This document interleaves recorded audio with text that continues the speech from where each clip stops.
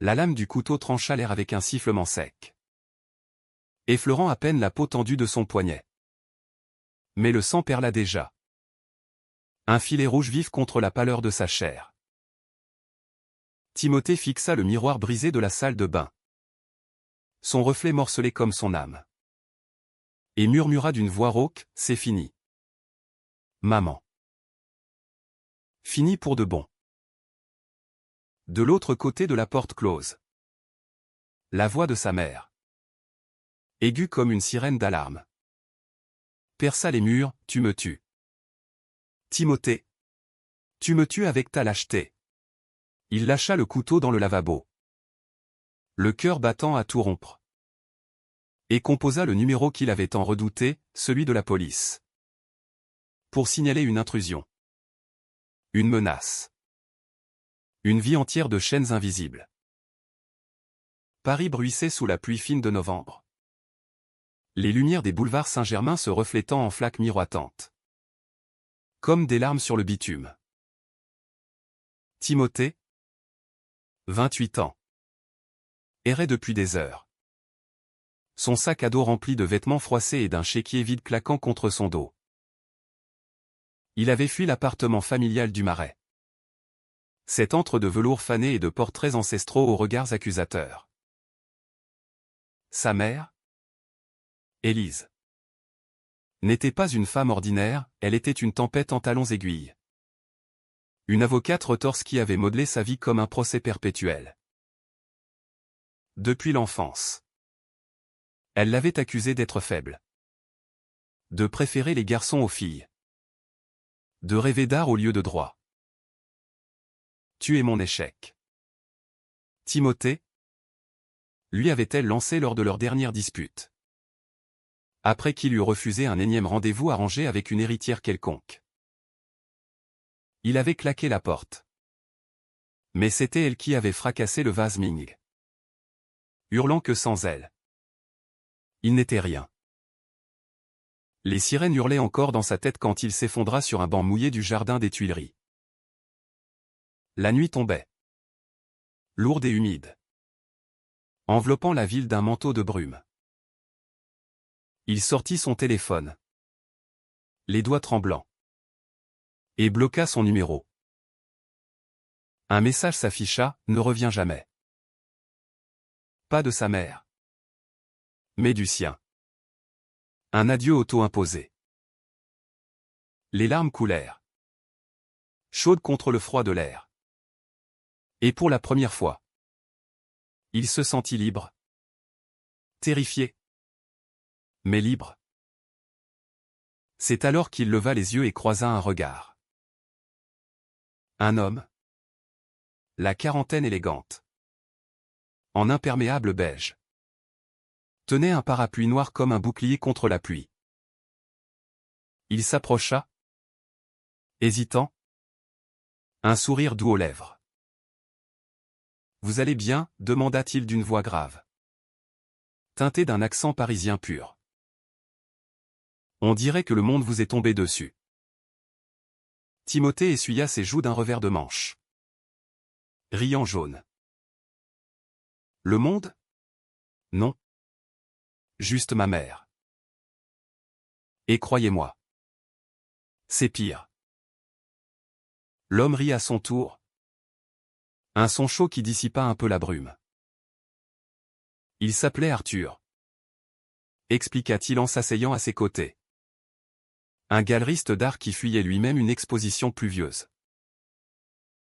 Ils parlèrent pendant 1 heure. Sous le parapluie partagé. De tout et de rien, des croissants trop sucrés de chez Ladurée.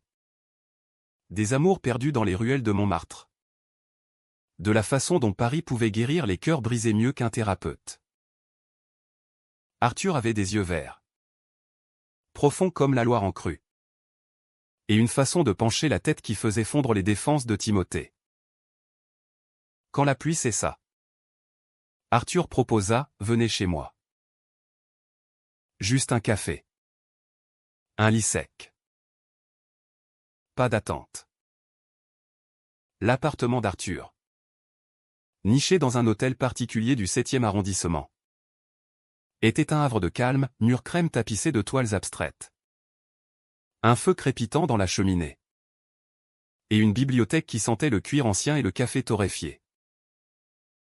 Timothée s'y installa comme un oiseau blessé, acceptant le verre de vin rouge que lui tendait Arthur. Ils burent en silence d'abord. Puis les mots jaillirent, Timothée raconta sa mère. Cette femme qu'il avait élevée dans l'ombre de ses ambitions. Lui reprochant son homosexualité comme un crime contre l'honneur familial. Elle m'a forcé à voir des shrinks. Des prêtres. N'importe quoi pour me corriger. Le dernier.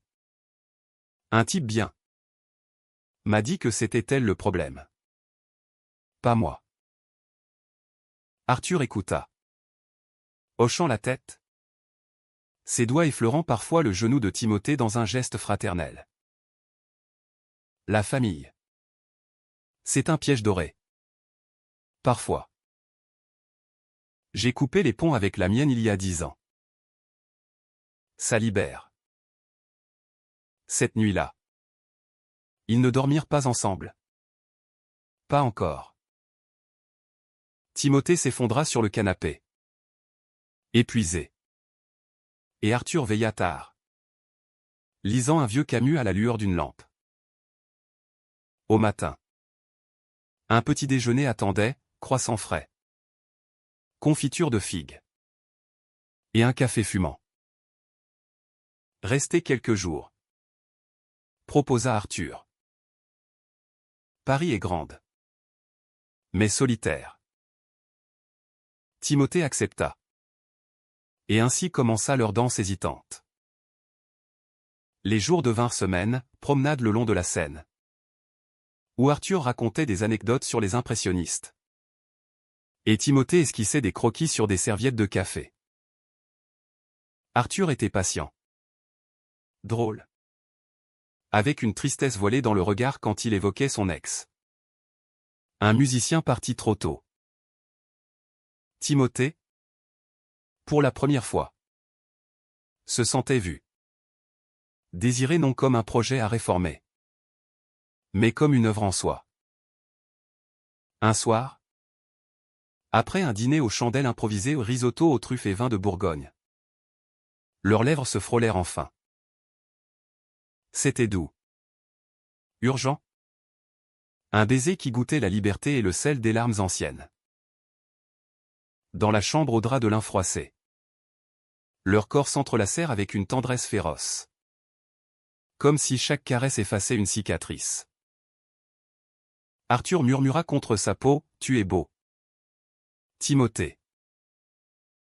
Tel que tu es. » Et pour la première fois, Timothée y crut. Leur amour grandit ainsi. Enraciné dans les fissures de la ville, un amour parisien. Fait de regards volés dans le métro. De mains serrées sous les arcades des Champs-Élysées. De nuits où ils parlaient jusqu'à l'aube de rêves impossibles. Timothée trouva un job dans une petite galerie d'art. Arthur l'encouragea. Et Élise devint un fantôme. Un écho distant. Mais les fantômes reviennent toujours. Un mois plus tard. Lors d'une visite chez un médecin pour un bilan de routine. Timothée mentionna ses insomnies persistantes. Le docteur, un ami d'Arthur, suggéra, pourquoi pas reprendre une thérapie? Vous aviez vu quelqu'un de bien? Non. Le docteur.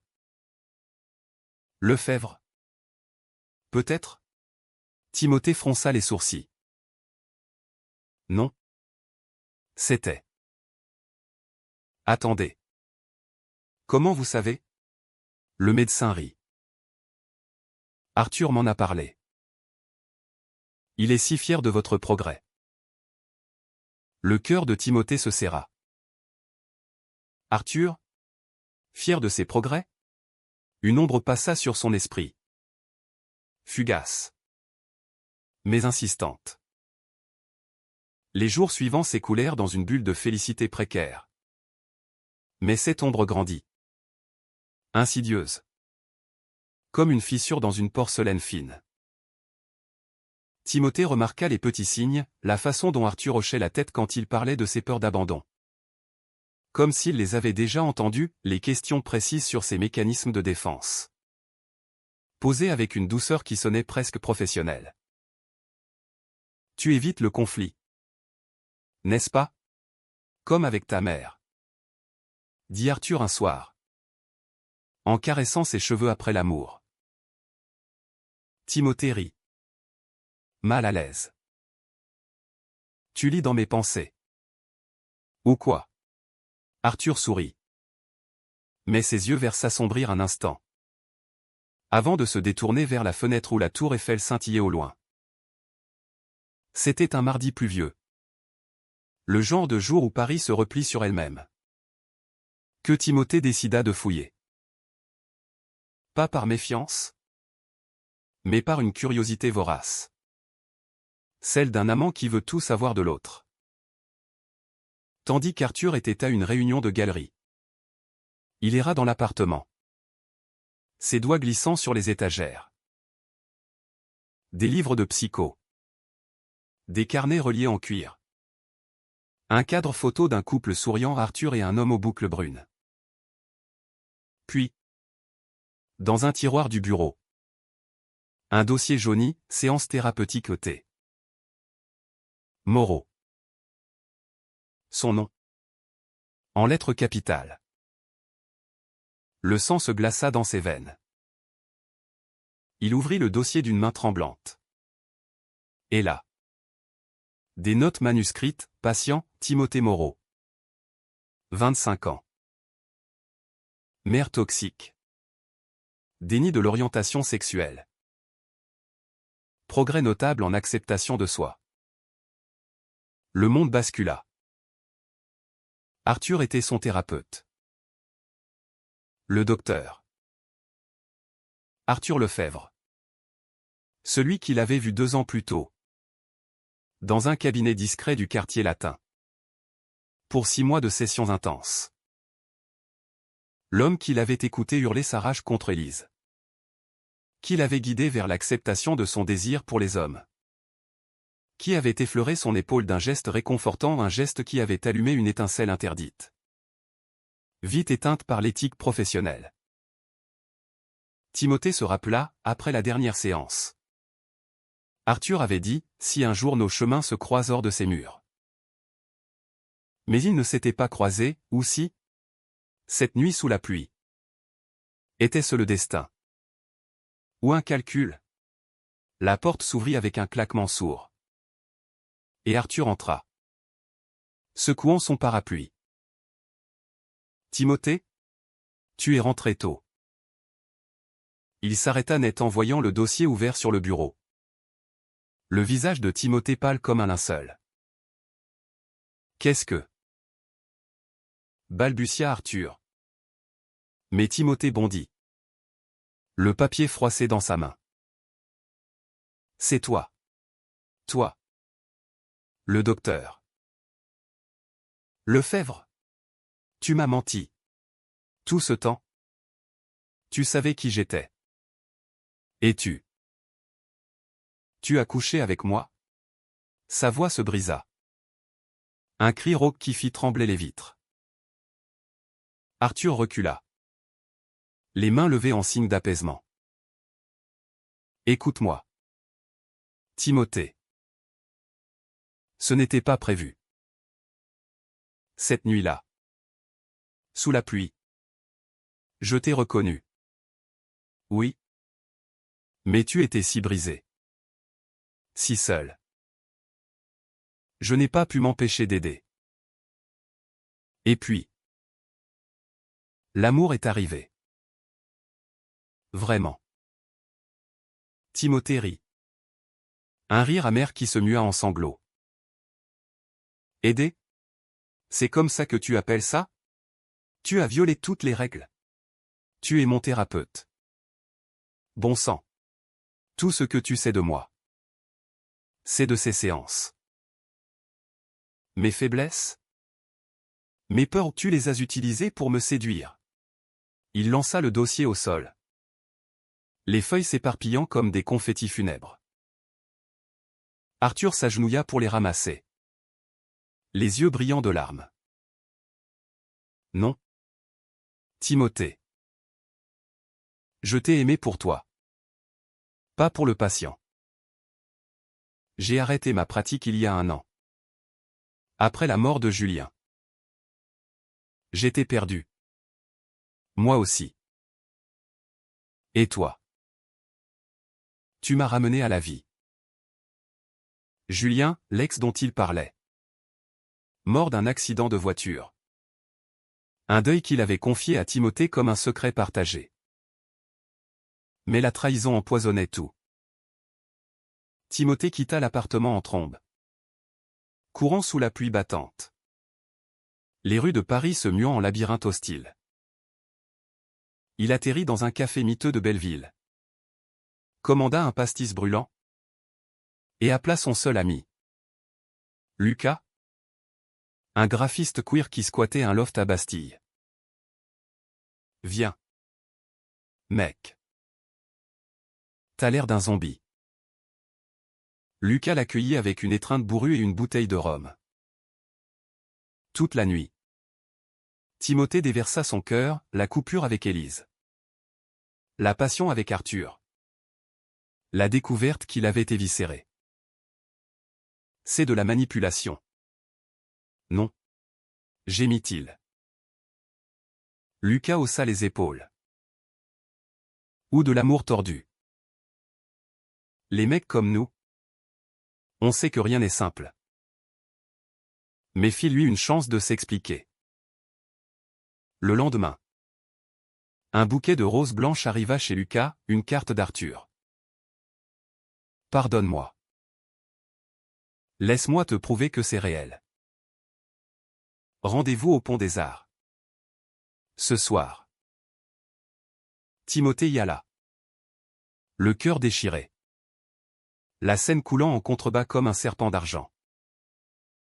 Arthur l'attendait. Adossé à la rambarde. Un violon sous le bras, un détail qu'il avait glissé un soir. Son instrument d'enfance.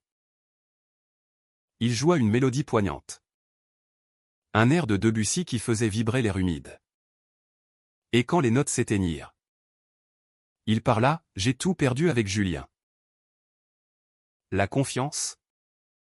La foi en l'amour. Avec toi. J'ai cru renaître. Mais j'ai merdé. Timothée. Si tu pars. Je comprendrai. Mais sache que chaque mot. Chaque caresse. Était vrai. Timothée pleura. Tendant la main pour toucher celle d'Arthur. Froide et tremblante. Ils s'embrassèrent là. Sous les cadenas d'amours éternels. Un baiser salé de pluie et de regret. Comment je peux te croire, murmura-t-il. Arthur répondit, laisse le temps décider. Ils rentrèrent ensemble. Prudents. Comme 2 animaux blessés flairant la paix. Les semaines suivantes furent un purgatoire doux amer, thérapie de couple avec un nouveau professionnel. Confession nocturne où Arthur avouait ses propres failles, un enfant sous l'emprise d'un père absent. Une vocation de thérapeute née d'un besoin de réparer. Timothée, lentement, pardonna. Ou du moins, apprit à douter moins. Leur amour se teinta de profondeur. Forgé dans le feu de la révélation. Pourtant, l'ombre d'Élise planait. Un appel anonyme, sa mère. Suppliante. Promettant le changement. Reviens. Mon fils. J'ai compris. Timothée raccrocha. Mais le doute s'insinua. Était-ce vraiment fini?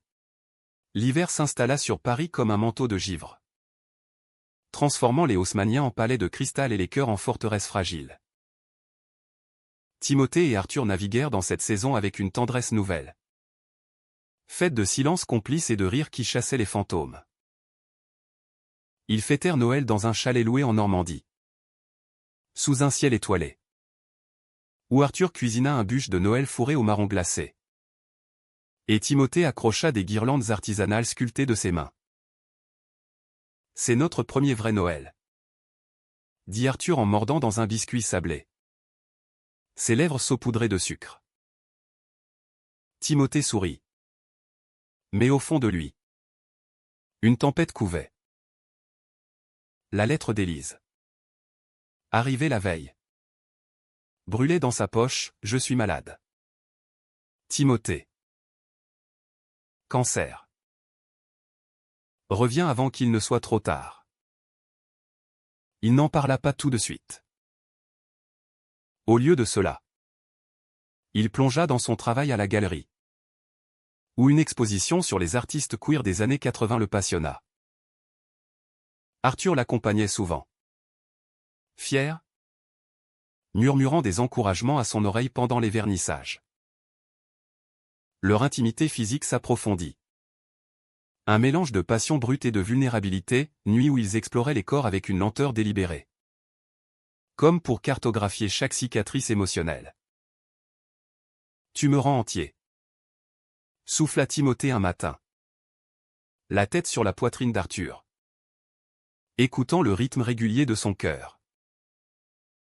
Mais la lettre pesait. Un poids de culpabilité filiale qui rongeait sa joie naissante. Le conflit éclata au Nouvel An. Une fête chez Lucas. Dans son loft bondé de fêtards en paillettes et de cocktails fluorescents. La musique pulsait. Un remix de Daft Punk faisant vibrer les murs. Quand le téléphone de Timothée sonna, Élise. Encore. Je suis à l'hôpital. Saint-Louis. Viens. S'il te plaît. Il s'éclipsa dans une pièce sombre. La voix brisée par les sanglots de sa mère. Maman. Pourquoi maintenant? Elle pleura, parce que je t'aime. Idiot. Malgré tout. Il promit de venir le lendemain. Et raccrocha. Le monde chavirait. Arthur le trouva là. Recroquevillé. Et l'étreignit sans question. Mais plus tard. Au lit. Les mots sortirent, elle est malade. Cancer du sein. Et je ne sais pas si je peux lui pardonner. Arthur se raidit. Son rôle d'ancien thérapeute ressurgissant malgré lui. C'est normal? Timothée. Le pardon n'est pas une obligation. Mais la closure. Timothée explosa, closure? Tu parles comme un manuel. Tu n'es plus mon doc. Arthur. Tu es mon amant. Ou du moins. Tu devrais l'être. Les mots fusèrent. Acérés comme des tessons, accusations de manipulation résiduelle. De peur non résolue. Arthur riposta. La voix tremblante, je t'aime. Bon sang. Mais je ne peux pas ignorer qui tu es. Et toi? Tu fuis encore. Comme avec moi au début. La porte claqua, Timothée partit chez Lucas. Furieux. Le cœur en lambeaux.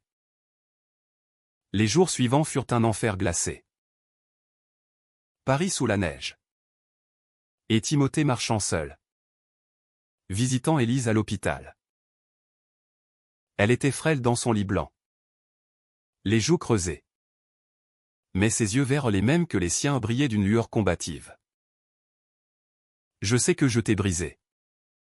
Mon chéri. Murmura-t-elle. Serrant sa main.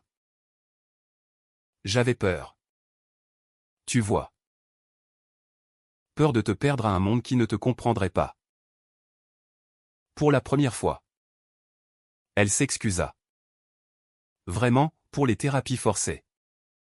Les insultes voilées. L'amour étouffant. Timothée pleura avec elle. Un barrage cédant après des années. Je te pardonne. Maman. Mais je vis ma vie. Maintenant. Avec lui. De retour. Il appela Arthur, suppliant une rencontre. Ils se virent au café de Flore, sous les portraits jaunis de Sartre et Beauvoir, commandant des chocolats chauds fumants. J'ai eu tort, admit Timothée. Tu n'es pas mon thérapeute. Tu es l'homme que j'aime.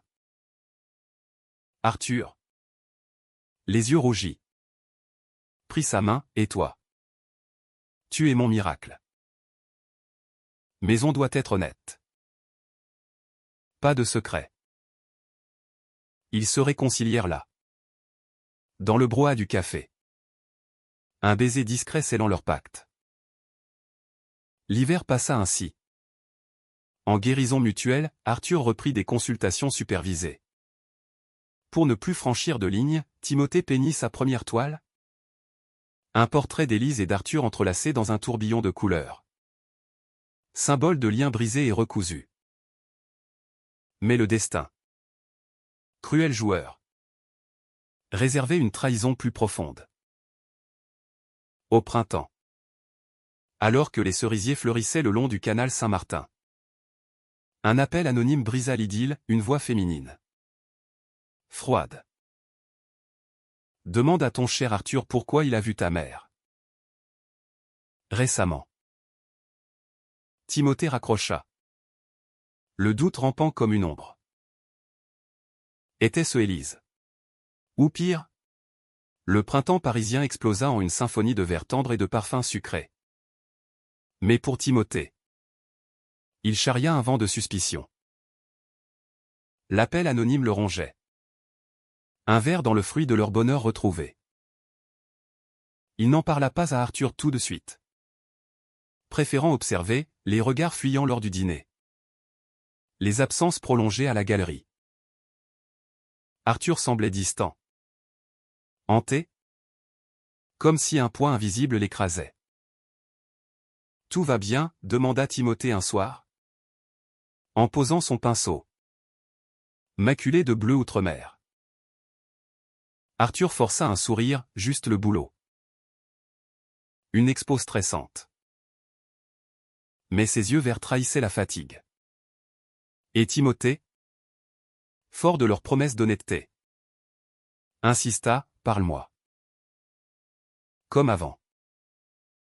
La confession vint par bribes. Lors d'une promenade nocturne sous les platanes du Luxembourg. Arthur s'arrêta près d'une fontaine murmurante. Alluma une cigarette, un vice rare. Signe de tourment. Ta mère m'a contacté.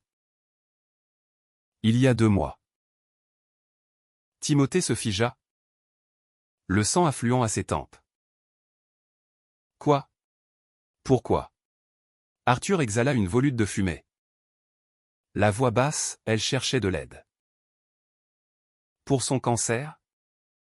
Mais surtout pour toi. Elle voulait savoir si tu étais heureux. Si j'étais digne. Elle m'a menacé. Timothée. De ruiner ma réputation. De révéler notre histoire au Conseil de l'Ordre des médecins. La trahison frappa comme un coup de poignard, Élise. Encore elle. Tissant ses filets toxiques même depuis son lit d'hôpital. Et Arthur. Impliqué sans le dire. Tu aurais dû me le dire, hurla Timothée. Repoussant Arthur contre un tronc d'arbre. Les passants s'arrêtèrent. Curieux. Mais ils étaient seuls dans leur bulle de rage. J'ai voulu te protéger, répliqua Arthur. Les larmes aux yeux. Elle est mourante. Timothée. Elle m'a supplié de la conseiller. Comme une patiente. J'ai refusé. Mais elle. Elle a proposé un marché. Son silence contre des infos sur toi. J'ai coupé court. Juré le secret. Le mensonge. Ou la demi-vérité. Empoisonna l'air. Timothée s'enfuit, courant vers l'hôpital, où Élise l'attendait. Palmez alerte. Oui. C'est moi. Avoua-t-elle sans détour, ses doigts osseux agrippant les siens. J'avais peur de te perdre pour de bon. Ce Lefebvre. Il t'avait déjà aidé avant. Non. Je voulais m'assurer qu'il ne te manipulait pas.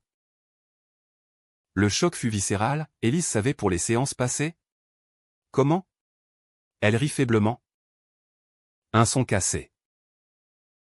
Un bon avocat a ses sources. Mais écoute. Mon fils, je meurs.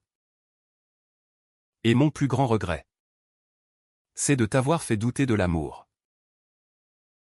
Va le retrouver. Aime-le. Pour moi. Timothée la serra contre lui. Un adieu muet. Et parti. Le cœur dévasté. Il trouva Arthur chez eux. Assis dans le noir.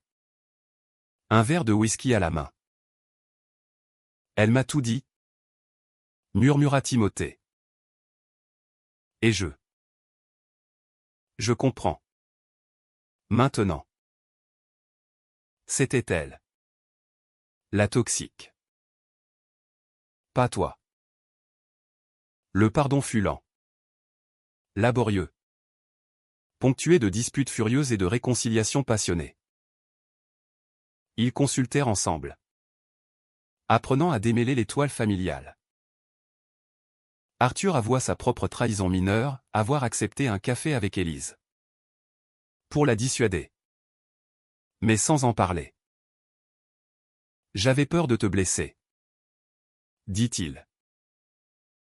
Timothée, en retour, confessa sa jalousie irrationnelle.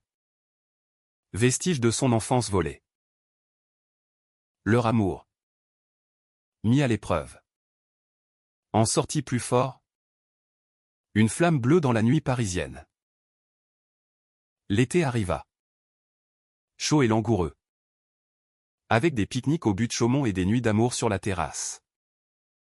Sous un ciel piqueté d'étoiles. Mais le chaos guettait. Impitoyable. En août, Élise s'aggrava, son cancer. Foudroyant. La cloua au lit. Timothée veilla. Arthur à ses côtés.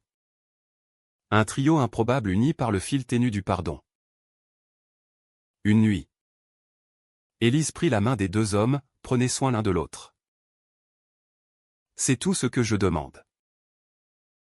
Elle mourut à l'aube, dans un rayon de soleil filtrant par les volets. Paisible enfin. Timothée pleura des jours. Arthur le berçant comme un enfant. Murmurant des mots d'amour en français ancien. Poétique. La trahison finale vint d'un notaire froid. Élise avait légué à Timothée non seulement l'appartement familial, mais une lettre scellée pour Arthur. Cher docteur, écrivait-elle. Merci d'avoir aimé mon fils mieux que moi. Gardez-le. Pas de venin. Juste une bénédiction tardive. Timothée, lisant cela, s'effondra en riant à travers les larmes. La vie, absurde et humaine, avait gagné. L'automne revint. Doux et mélancolique. Enveloppant Paris d'un voile ocre où les feuilles mortes dansaient comme des souvenirs effacés. Timothée et Arthur marchaient main dans la main le long des berges du canal de l'Ourcq. L'air chargé d'odeurs de châtaignes grillées et de terre humide. Le deuil d'Élise s'était mué en une cicatrice tendre. Un rappel que l'amour, même toxique, pouvait renaître en lumière. Timothée avait vendu l'appartement du Marais, transformant l'héritage en un fonds pour une galerie queer. Un espace dédié aux voix marginalisées, un hommage à sa mère. Rédimé in extremis. Arthur. Fier. Léda à l'inauguré, ruban coupé. Champagne pétillant. Et un discours où Timothée déclara « L'amour n'est pas une thérapie, mais une guérison mutuelle ». Leur relation. Forgée dans le creuset des conflits. Fleurie en une romance profonde. Humaine. Ils voyageaient, un week-end à Deauville. Où ils chevauchèrent des vagues grises sous un ciel bas. Riant comme des gamins, une escapade à Lyon. Berceau d'Arthur. Où il présenta Timothée à sa sœur aînée. Une femme bourrue qui les embrassa tous deux avec effusion.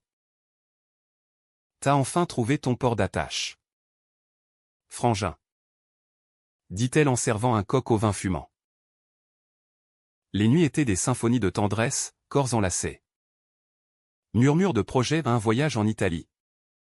Peut-être. Ou l'adoption d'un chaton errant nommé Camus. Pourtant. Les ombres persistaient. Subtiles. Arthur confessa un soir.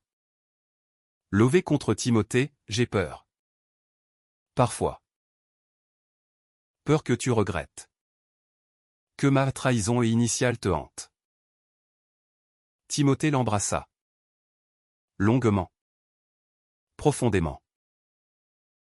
On est tous trahis. Arthur. Par la vie. Par nos peurs. Mais on choisit de rester. C'est ça. L'amour. Ils pleurèrent ensemble. Un lâcher-prise cathartique. Et firent l'amour avec une urgence douce. Comme pour ancrer leur lien dans la chair du présent. Le climax survint lors d'une exposition majeure à la galerie, Liens brisés. Une série de toiles de Timothée inspirées de leur histoire. La foule affluait. Critiques et collectionneurs. Quand un journaliste posa la question fatidique, cette pièce centrale. Le couple sous la pluie est-ce autobiographique? Et le thérapeute. Une métaphore? Timothée hésita. Le micro tremblant dans sa main. Mais Arthur, à ses côtés, serra sa taille. C'est réel, répondit Timothée. La voix ferme. Une histoire d'erreur. De pardon. D'amour vrai. Parce que dans ce monde, on coupe des ponts pour en tisser de meilleurs. La révélation fit scandale modéré au murmure dans les cercles artistiques. Un article dans Le Monde sur les éthiques floues de l'amour moderne. Mais pour eux, ce fut une libération. Plus de secrets. Plus de doutes. Ils rentrèrent chez eux. Ivres de vin et de vérité. Et burent à l'aube sur le balcon.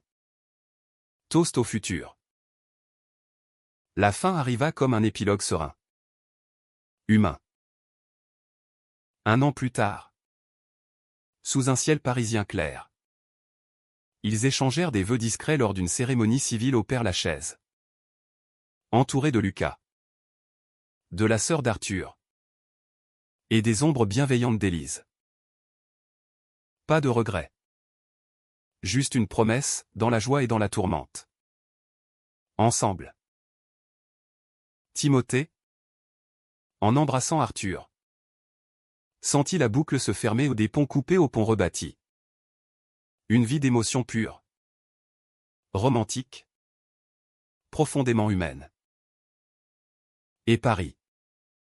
Témoin éternel. Scintilla de mille feux. Célébrant leur amour comme un poème inachevé. Mais magnifique.